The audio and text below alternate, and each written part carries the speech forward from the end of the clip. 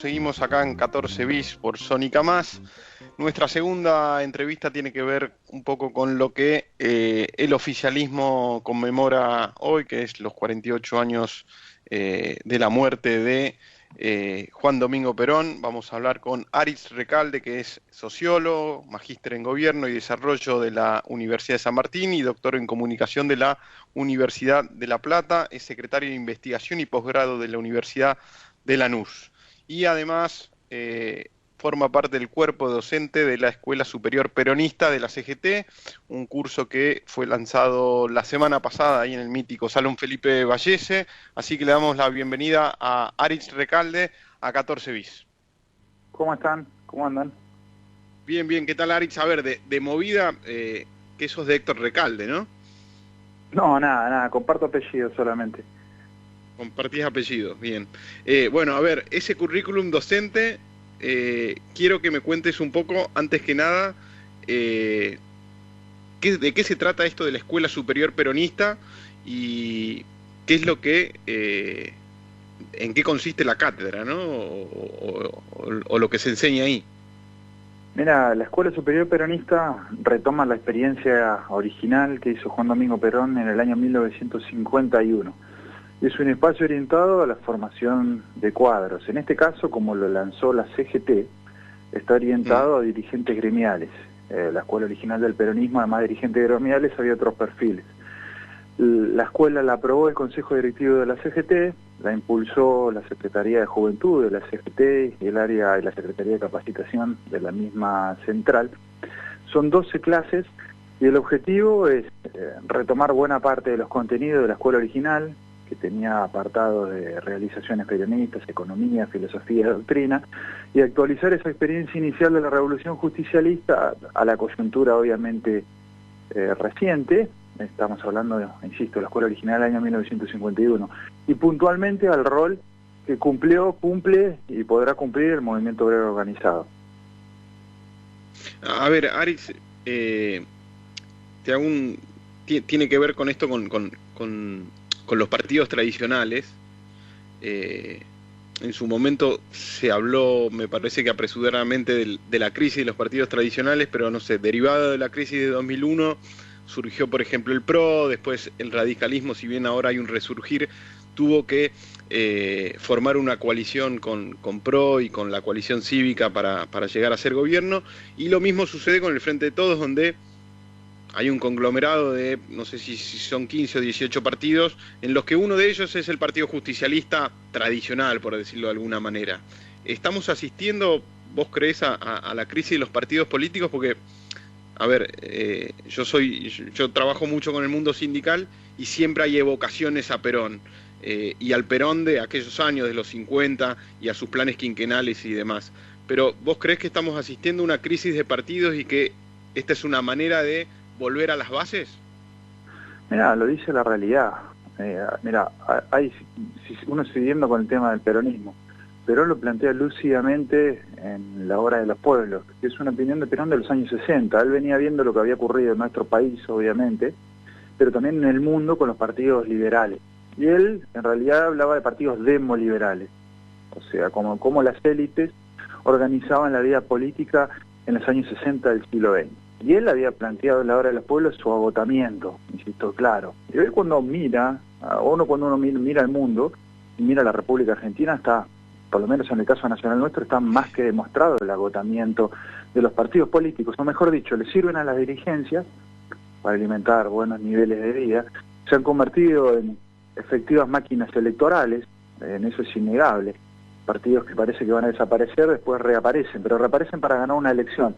Ahora, si usted le ofrecen al país, si uno lo mira en perspectivas históricas, Producto Bruto Interno por habitante, un estancamiento económico del país que lleva 40 años.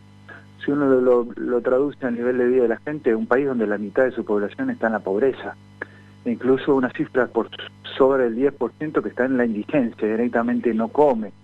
O sea, hoy tenemos una generación de argentinos que no come, que va a una escuela que no funciona, un sistema de educación en crisis, un sistema de salud en crisis y una sociedad sumamente violenta en los grandes conurbanos, sería terriblemente violenta.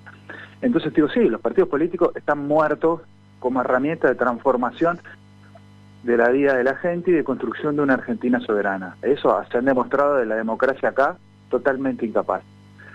Ahora, en relación puntual al Partido Justicialista y al peronismo. Perón, cuando crea el Partido Justicialista, lo que quiere es transformar en Estado o en entidad institucional el movimiento, que era la realidad del peronismo. El movimiento es una organización de federaciones libres del pueblo. Perón, cuando llega al poder en el marco de la Revolución del 43, no hay un partido. Él encuentra organizaciones gremiales, empresarias, eclesiásticas, y las reúne. Las reúne primero para hacer políticas de legislación social, las reúne para hacer la planificación que después va a derivar en el plan quinquenal, desde el Consejo Nacional de Posguerra. Entonces, estas organizaciones libres le dan a Perón mucha capacidad de resolución de los grandes temas nacionales. Eso hace el 17 de octubre, eso justifica el 17 de octubre. La gente va el 17 de octubre a defender logros, en un proceso muy corto, estamos hablando entre el 43 y el 45. Y Perón convierte esa masa, esas organizaciones libres de pueblo, en Estado, y para eso hace un partido. En realidad hace primero un frente de partidos, hay un sector del radicalismo, un sector del conservadurismo y un sector del socialismo, pero eminentemente este último sector de base gremial. El sindicalismo le hace un partido a Perón, que es el Partido Laborista. Y eso después se va a convertir en Partido Peronista y después del 55 se va a llamar Partido Justicialista. Hoy que yo veo en el Partido Justicialista, que es una federación de gobernadores, una federación de intendentes, y que en muchos casos es una máquina electoral. Ahora decís, ¿es un instrumento de transmisión de la realidad de una organización libre del pueblo? Digo, en muchos casos no. Entonces yo te puedo decir, ¿el Partido Justicialista está en crisis? Sí, claro. O podríamos decir, es una herramienta que le puede dar un buen nivel de vida para un sector de la dirigencia, pero que es incapaz de reconstruir la nación argentina. Entonces yo creo que todos los partidos están en crisis. Y en el justicialismo en particular, su crisis es por haber abandonado su condición movimentista, que no haya diputados, senadores y ahí ministros, secretarios de Estado que vengan de una realidad que representan al empresariado argentino, a la Iglesia y centralmente a la columna vertebral del justicialismo, que es el movimiento obrero organizado. Se hablaba de un 33% de diputados sindicalistas, ¿no? Sí, diputados, senadores, agregados en todas las embajadas, y después ustedes se imaginen que había cancilleres y ministros de Perón. A mí realmente me cuesta ver ahora, yo miro al ministro de Trabajo, yo en lo personal no tengo nada contra el ministro de Trabajo. Ahora, a mi modo de ver un justicialismo, el ministro de Trabajo tiene que ser alguien del sindicalismo. Así hizo Perón en su tercer gobierno, y basta ver Otero, que era de la UOM, Cecilio Conditi, que era de ATE, y uno podría ir al primer gobierno y encontrar lo mismo en el caso de Freire. O sea, siempre con Perón en el gobierno, buena parte de su gabinete eran representantes del movimiento obrero. Y ni qué decir en Trabajo, pero además en su primer gobierno, su canciller y su ministro del Interior eran del sindicalismo. Hoy yo tengo la percepción de que el sindicalismo cumple un rol fundamental, obviamente, en el desarrollo del país, pero si uno mira al Estado, prácticamente no tiene ninguna participación. Si uno mira al Partido Justicialista, ocurre lo mismo. O sea, un partido vacío de realidad gremial. Aritz, a ver, es interesante esto que planteás y lo ato a este impulso que le están dando de la CGT a este curso de formación y capacitación de cuadros, ¿no? Porque, digo, a ver, hagamos de cuenta de que el día de mañana alguien quiere retomar esta doctrina y dice, bueno, voy a ocupar el tercio de cargos que tengo en el Estado con sindicalistas. Y digo, ¿hay sindicalistas hoy capacitados para ocupar esos cargos? Además, te lo voy a decir al revés, el sindicalismo es la única institución que tiene la estructura de cuadros para conducir el país. En cualquier área de toma de decisiones, desde el transporte, ferroviario, marítimo, pasando por la estructura de servicios, los gremios de gestión del Estado, los vinculados a la conducción, a la siderurgia, es la única institución que nuclea en un sistema de organización libre, del sindicato de base a la asociación de base, de la asociación de base a la federación y de la federación a la confederación. Es la única institución nacional que articula y que contiene cuadro con capacidad de resolver todos los grandes temas nacionales. Estoy hablando de resolver los temas nacionales, que es distinto a la cuestión electoral, porque ese es el problema, confundir la política con lo electoral. Hoy mucha gente cree que un buen gobierno es el que gana una elección, pese a que ocurre como está ocurriendo ahora con la mitad de la gente afuera. Hoy uno mira a la Argentina, la economía crece, la pobreza también crece. Entonces podemos decir, ¿eso es un buen gobierno? De cara a una elección me es indiferente, digo, si hay un gobierno que no resuelve los problemas de la gente, que venga otro. Entonces yo diría, hoy la CGT es la única institución que podría darle al país un modelo de desarrollo. Eso no tiene que ver, insisto, con lo mismo, con ganar una elección. Para ganar en la elección, además de una cuadro con capacidad de resolver, tenés que articular otro montón de cuestiones. Y uno mira a los partidos políticos y como no tienen cuadro, los piden prestados. El PRO lo hizo claramente con los organismos multinacionales, uno venía de la Shell, el otro del Citibank, y así le fue al país. Y hoy el peronismo, reconvertido en una estructura partido de clase media, toma algunos cuadros también del liberalismo y saca algunos cuadros de algunas universidades de formación liberal, clase mediera, que lamentablemente repiten mucho de los problemas similares a los del PRO, ¿no? Un desconocimiento cabal de lo que pasa en la Argentina y una incapacidad manifiesta de transformar el país. O sea, hay partidos, reitero lo mismo, que son audaces para ganar elecciones, pero llevado al ejercicio del gobierno lo que están haciendo es profundizar nuestra condición de dependencia. Entonces, te insisto, para mí el sindicalismo es la única institución que podría ofrecer una estructura de cuadros para cambiar la Argentina. A ver, hoy va a ser un día de homenajes, hoy, mañana. ¿Cómo ves, siendo un conocedor, un peronólogo, un sociólogo y conocedor de la doctrina peronista, la interna que está atravesando el oficialismo, los homenajes por separado, la pelea entre el presidente y la vicepresidenta? Mirá, ¿yo qué querés que te diga? Yo veo al país veo 6 de cada 10 pibes en la pobreza, veo mucha gente sufriendo. Yo veo en el conurbano bonaerense una procesión de pobres levantando carros con la mano, porque ya ni siquiera les quitaron los caballos a los intendentes para defender los caballos. Entonces yo veo una crisis social como en el 2001, con una cuestión peor, con una crisis educativa, cultural, moral peor que en el 2001, cerradas las escuelas, cerradas las capillas en la pandemia, una calamidad. Yo veo un pueblo que sufre, un pueblo que incluso está caminando un tránsito jodido de enfrentamiento. Conflicto con mapuches en el sur termina con muertos. Conflicto por el gasoil, ahora hay un muerto, un camionero. Y ni que te digo el conflicto en el narcotráfico, la violencia organizada. Entonces veo un país socialmente muy mal, culturalmente la peor crisis de su historia, en mi modo de ver, peor que la del 2001, y una sociedad que avanza hacia una espiral de violencia que nos va a acercar a países donde el enfrentamiento es un factor común, sea México o Perú o Colombia. Entonces, en ese marco, te digo, las internas de la política me dan entre tristeza e indignación. No tener una dirigencia que realmente esté entendiendo el tiempo que le toca vivir y no actúe en consecuencia. Claro que frente a eso hay gente que va a decir, no, es una estrategia electoral.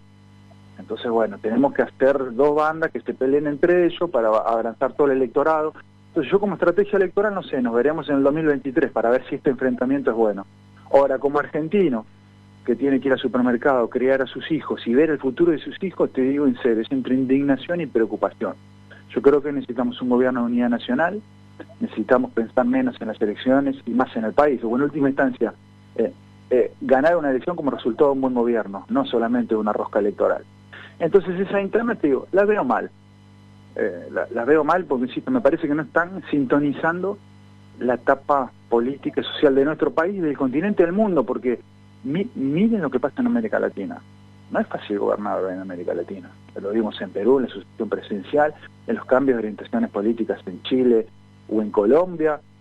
Y en la Argentina, el gobierno de Alberto Fernández perdió la misma cantidad de votos que de la Rúa en 2 años, entre el 99 y el 2001.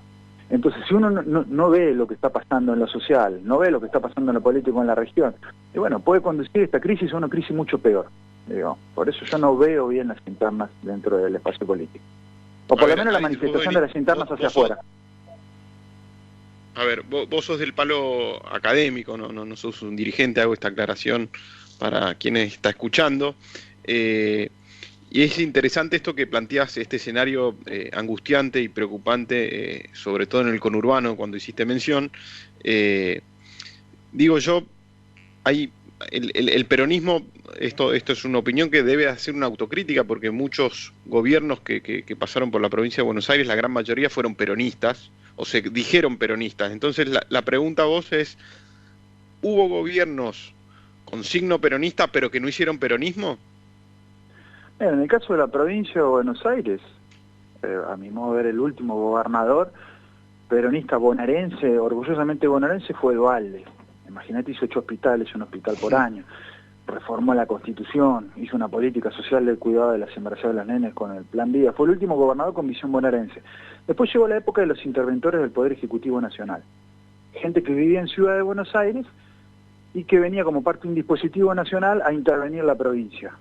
Scioli. Si lo vimos a Rucauf, Scioli, Vidal y Kicillof. Yo no lo voy a jugar desde el plano personal, pero su rol es otro. Es usar la provincia de Buenos Aires para construir otro proyecto político. Entonces, cuando uno va a elecciones en la provincia de Buenos Aires, no discute ni educación, ni trabajo, ni seguridad, ni salud de los bonaerenses. Si no discute Cristina sí, Alberto sí, o sea, hay una agenda nacional. La provincia como entidad está totalmente licuada. Entonces, bueno, sí, para mí el último gobernador con visión de proyecto de provincia bonaerense fue Duhalde. Después vinieron los interventores del Poder Ejecutivo Nacional, que han hecho mejores o peores gestiones, pero se disolvió la provincia como, insisto, como entidad, que no es un tema que ocurra en todas las provincias, al contrario, los cordobeses son cordobeses, los formoseños son formoseños, y así sucesivamente. Incluso Kirchner en su momento, los santacruceños eran orgullosos de su provincia. La provincia de Buenos Aires hoy es, más que nada, una herramienta electoral para que otra gente haga política. Ahora, los que vivimos en provincia de Buenos Aires y vemos la decadencia generalizada de las condiciones de vida, la fragmentación terrible del territorio entre barrios privados y Villa Miseria, decimos, esto no va más, hay que reconstruir un modelo bonaerense. Y a nivel nacional, a mi modo de ver, claro que Menem fue el neoliberal en la economía. Si yo le reconozco que terminó la hiperinflación y que terminó con los levantamientos militares, innegablemente yo se lo reconozco. Eso para la democracia y la estabilidad para el bolsillo de la gente fue importante. Ahora, terminó en el 2001. Porque decir que solamente fue el incompetente de la Rúa que lo fue, es una simplificación. Por eso yo creo que, bueno, Menem, en buena medida su política económica no tuvo nada que ver con el peronismo. Y en provincia de Buenos Aires, bueno, que vos me la citaste, esa es mi opinión. A ver, te toca dar clases con cuadros sindicales, sobre todo la juventud sindical.